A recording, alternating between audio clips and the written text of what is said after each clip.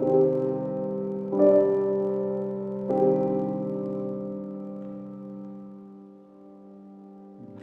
पितामह जी ने अंत समय में भगवान श्री कृष्ण की अद्भुत स्तुति की है। जो भी इस स्तुति को हृदय से पढ़ेगा या सुनेगा और याद करके जीवन में उतारेगा, उसके हृदय में भगवान श्री कृष्ण विराजमान रहेंगे। भीष्म पितामह जी की स्तुति में 4 चीजें प्रमुख हैं, जिनमें पहली है इति, दूसरी है मति यानी बुद्धि, तीसरी है रति यानी प्रेम, और चौथी है गति। इति, भीष्म जी अपनी स्तुति इति शब्द से शुरू करते हैं, जिसका अर्थ होता है अंत, दी एंड।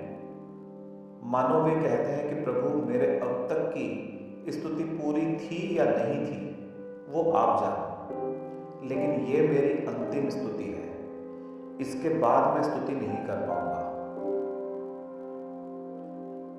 मति, भीष्म पितामह ने कहा कि मेरी एक बेटी है, मैं चाहता हूं जिसका विवाह आपके साथ हो। तो कृष्ण जी कहते हैं, बाबा मैंने तो सुना था आप आजीवन ब्रह्मचारी रहे हैं, फिर आपकी बेटी कहां से आ गई? तो वो बोले, कहते हैं कान्हा, मेरी बेटी और कोई नहीं बल्कि मेरी बुद्धि है। आप उससे विवाह कर लो, क्योंकि मैं नहीं चाहता कि मेरी ये बेटी किसी और के साथ ब्याही जाए। आपके चरणों में मेरी मति समर्पित है। रति, भीष्म जी कहते हैं कि प्रभु, मेरी अगर कहीं रति यानी प्रेम हो तो केवल और केवल आप में हो, क्योंकि केवल आपसे ही प्रेम सार्थक है। और अंत में है गति, वे कहते हैं कि प्रभु, मेरी गति भी आप में ही होनी चाहिए। मेरा अंत समय है, इसलिए मैं चाहता हूं कि आपके श्री चरणों में मेरी गति हो जाए। आप ही एकमात्र मेरे आश्रय हैं, और जो इन तीनों यानी इति, मति और रति आपको सौंप देगा, मैं जानता हूं कि हे प्रभु, आप उसकी सद्गति ही करोगे। इस प्रकार भीष्म पितामह ने 11 श्लोक में स्तुति की है। अब आप आगे इसको सुनिए।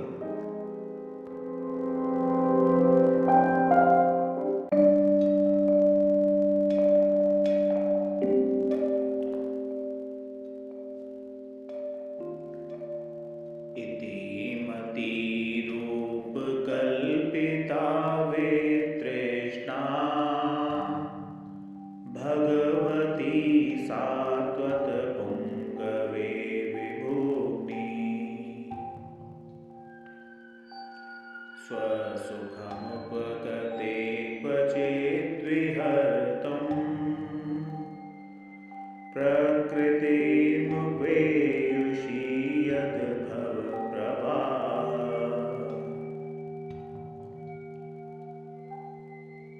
त्रिभुवनगमनं तमालवर्णं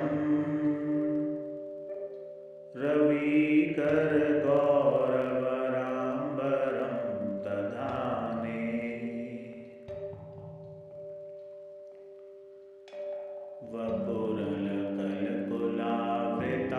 वपुरलकलकुलावृताननाब्जं विजय सखेरतीरसतूमेन वद्या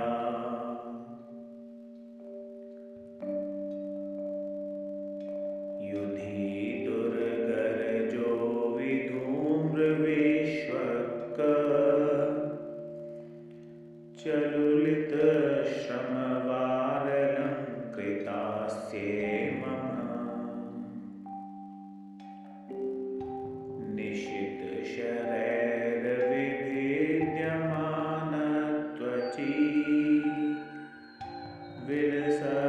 विलसत्कवचेस्तु कृष्ण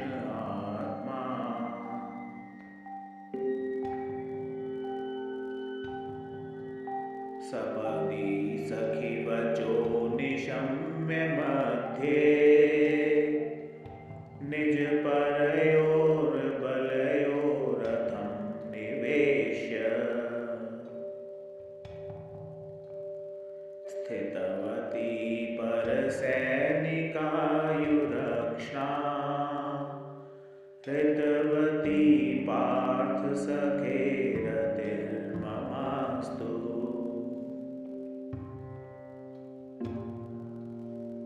व्यवहित पृथनामुखं निरीक्ष्य स्वजनवधाद्विमुखस्य दोषबुद्ध्या।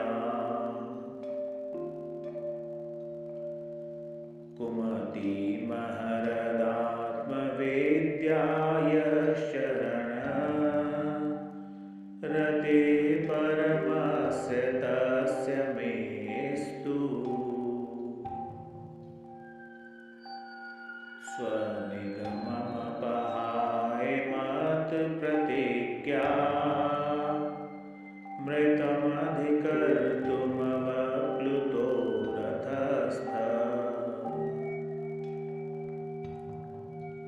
धृतरथचरणोऽभ्ययाचलत् हरिरिव हन्तुमिभं गतोत्तरीय।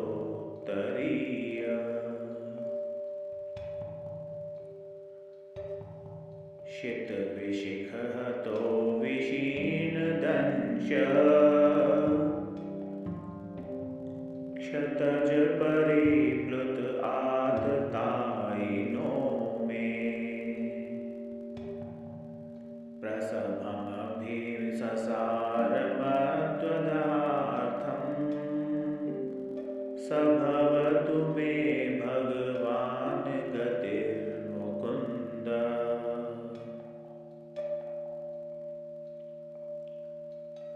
विजयरथ कुटुम्ब आततोत्रे धृतहयरश्मिनि तच्छ्रीक्षणीये।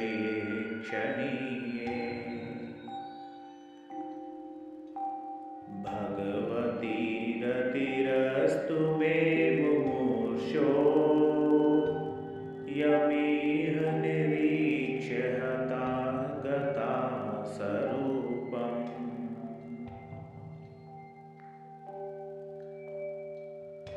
ललितगति विलास वल्गुहास प्रणय निरीक्षण कल्पितोरुमाना।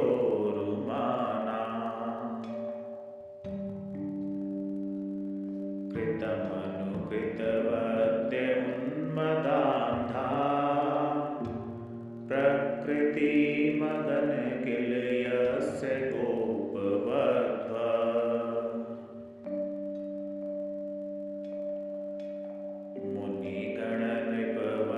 मुनिगणनृपवर्यसङ्कुले अन्तः सदसि युधिष्ठिराजसूय येषाम्। अर्हणमुपपेद ईक्षणीयो मम दृशिगोचर एष आविरात्मा।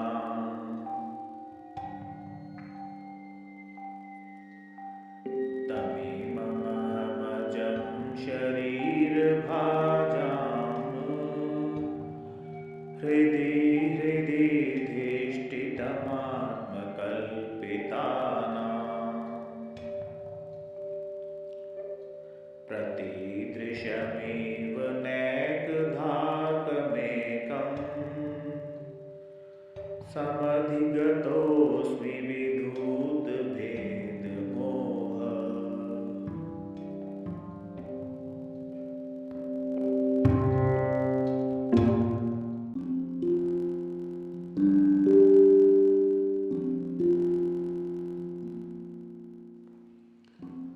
भीष्म पितामह कहते हैं, अब मृत्यु के समय मैं अपनी ये बुद्धि जो अनेक प्रकार के साधनों का अनुष्ठान करने से अत्यंत शुद्ध एवं कामना रहित हो गई है, यदुवंश शिरोमणि अनंत भगवान श्री कृष्ण के चरणों में समर्पित करता हूँ, जो सदा सर्वदा अपने आनंदमय स्वरूप में स्थित रहते हुए ही कहीं विहार करने की, लीला करने की इच्छा से प्रकृति को स्वीकार कर लेते हैं, जिससे यह सृष्टि परंपरा चलती है।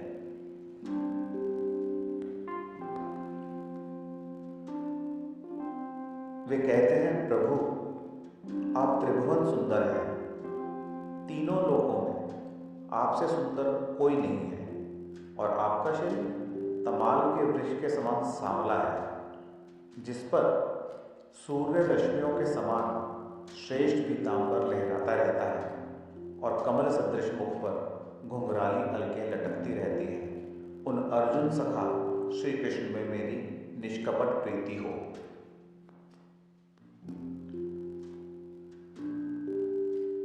आगे वो कहते हैं, मुझे युद्ध के समय की उनकी वह विलक्षण छवि याद आती है। उनके मुख पर लहराते हुए घुंघराले बाल घोड़ों के टाप की धूल से मटमैले हो गए थे, और पसीने की छोटी छोटी बूंदें शोभायमान हो रही थी। मैं अपने तीखे बाणों से उनकी त्वचा को बींध रहा था। उन सुंदर कवच मंडित भगवान श्री कृष्ण के प्रति मेरा शरीर, अंतःकरण और आत्मा समर्पित हो जाए। वे कहते हैं, अपने मित्र अर्जुन की बात सुनकर जो तुरंत ही पांडव सेना और कौरव सेना के बीच में अपना रथ ले आए, और वहां स्थित होकर जिन्होंने अपनी दृष्टि से ही शत्रु पक्ष के सैनिकों की आयु छीन ली, उन पार्थ सखा भगवान श्री कृष्ण में मेरी परम प्रीति हो। अर्जुन ने जब दूर से कौरवों की सेना के मुखिया हम लोगों को देखा, तब पाप समझकर वह अपने स्वजनों के वध से विमुख हो गया। उस समय जिन्होंने गीता के रूप में आत्मा विद्या का उपदेश करके उसके सामयिक अज्ञान का नाश कर दिया, उन परम पुरुष भगवान श्री कृष्ण के चरणों में प्रीति बनी रहे।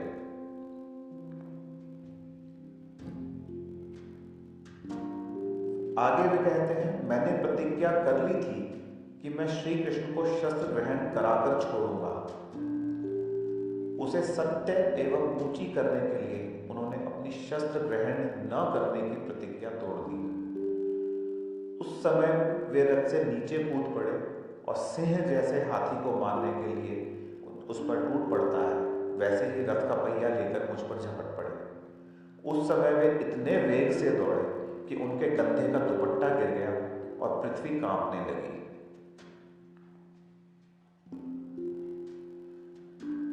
मुझ आतताई ने तीखे बाण मार मार कर उनके शरीर का कवच तोड़ डाला, जिससे सारा शरीर लहूलुहान हो रहा था। अर्जुन के रोकने पर भी वे बलपूर्वक मुझे मारने के लिए मेरी ओर दौड़े आ रहे थे। वे ही भगवान श्री कृष्ण जो ऐसा करते हुए भी मेरे प्रति अनुग्रह और भक्त वत्सलता से परिपूर्ण थे, मेरी एकमात्र गति हो, आश्रय हो। अर्जुन के रथ की रक्षा में सावधान जिन श्री कृष्ण के बाएं हाथ में घोड़ों की रास थी और दाहिने हाथ में चाबुक, इन दोनों की शोभा से उस समय जिनकी अपूर्व छवि बन गई थी, तथा महाभारत युद्ध में मरने वाले वीर जिनकी इस छवि का दर्शन करने के कारण सारूप्य मोक्ष को प्राप्त हो गए, उन्हीं पार्थ सारथी भगवान श्री कृष्ण में मुझ मरणासन्न की परम प्रीति हो। जिनकी लटकीली सुंदर चाल, हाव भाव युक्त चेष्टाएं, मधुर मुस्कान और प्रेम भरी चितवन से अत्यंत सम्मानित गोपियां रासलीला में उनके अंतर्धान हो जाने पर प्रेमोन्माद से मतवाली होकर जिनकी लीलाओं का अनुकरण करके तन्मय हो गई थी, उन्हीं भगवान श्री कृष्ण में मेरा परम प्रेम हो। जिस समय युधिष्ठिर का राजसूय यज्ञ हो रहा था, मुनियों और बड़े बड़े राजाओं से भरी सभा में सबसे पहले सबकी ओर से इन्हीं सबके दर्शनीय भगवान श्री कृष्ण की मेरी आंखों के सामने पूजा हुई थी। वे ही सबके आत्मा प्रभु आज इस मृत्यु के समय मेरे सामने खड़े हैं। अंत में वे कहते हैं कि जैसे एक एक ही सूर्य अनेक आंखों से अनेक रूपों में दिखते हैं, वैसे ही अजन्मा भगवान श्री कृष्ण अपने ही द्वारा रहित अनेक शरीरधारियों के हृदय में अनेक रूप से जान पड़ते हैं। वास्तव में तो वे एक और सबके हृदय में विराजमान हैं ही। उन्हीं इन भगवान श्री कृष्ण को मैं भेद भ्रम से रहित होकर प्राप्त हो गया हूं। इस प्रकार भीष्म पितामह ने मन, वाणी और दृष्टि की वृत्तियों से आत्मस्वरूप भगवान श्री कृष्ण में अपने आप को लीन कर दिया। उनके प्राण वहीं पर विलीन हो गए और वे शांत हो गए। उन्हें अनंत ब्रह्म में लीन जानकर सब लोग वैसे ही चुप हो गए जैसे दिन बीत जाने पर पक्षियों का कलरव शांत हो जाता है। उसी समय देवता नगाड़े बजाने लगे, साधु स्वभाव के राजा उनकी प्रशंसा करने लगे और आकाश से पुष्पों की वर्षा होने लगी।